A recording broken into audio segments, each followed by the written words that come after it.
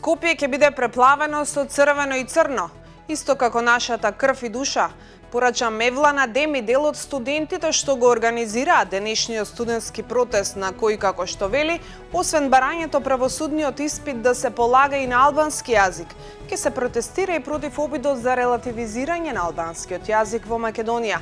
Јавна поддршка за овој протест во Скопје даде и светската позната пејачка Бебе Реџа со објава на нејзиниот официјален Инстаграм профил. Владеачкото мнозинство не го поддржа предлогот на СДСМ, министрите да имаат само македонско државјанство. За предлогот гласаа само 20 опозицијски пратеници. Сите нека знаат, емотото на годинешната парада на гордоста Скопје Прајд ќе се одржи на 20 јуни. Еве ги најновите случувања од Македонија и светот. Денеска е меѓународен ден на музеите.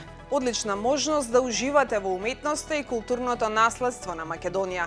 Се отвораат 4 изложби во Музеот на Македонија, Националниот археолошки музеј, Спомен куќата на мајка Тереза и Музеот во Куманово. Велика Британија ја назначи Маја Сивагнанам за нов амбасадор на Обединетото кралство во Македонија, која ја презема должноста во август годинава. Македонската ракометна репрезентација вчера во прекрасна атмосфера во полната сала Борис Трајковски одигра перфектен надпревар и ги израдува навивачите со пласман на вкупно 10-тото светско првенство и 8 во низа. Браво, момци! Пациенти предупредуваат на Министерството за здравство да не му паѓа на памет да направи комисија што ќе им кажува каде и кај кој доктор да оперираат срце.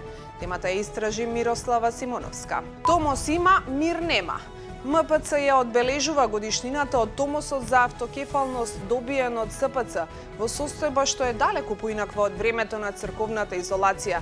Деталите се во текстот на колегата Мартин Богатиновски, кој денеска пишува и дека партиите во моментов немаат јасен консензус што точно треба да содржи изборниот законник. Прочитете детално на slobodnpečat.mk. Скопската жичница, која 15 години пренесува граѓани од средно водно до врвот на водно, била само тековно одржувана, но не се спроведувале големи сервиси кои се неопходни за ваков објект, каде безбедноста на граѓаните кои ќе влезат во гондолите треба да е врвен приоритет, без оглед колку пари тоа чини. Повеќе на темата од колешката Анета Стојковска. Македонија е на 6-тото место на листата најсиромашни земји во Европа, објави World Atlas. Концептот НАТО 3.0, што генералниот секретар Марк Руте пред неколку дена го представи како визија за посилна Европа во посилен НАТО, покажува дека Европа не настојува да се оддалечи од Америка, туку да воспостави нова рамнотежа во алијансата и да се прикаже како рамноправен играч, пишува колегата Хари Кацановски во анализата со наслов Стар страв, нова алијанса. Земјотрес со јачина од 5,2 степени според Рихтеровата скала денеска ја погоди Кина.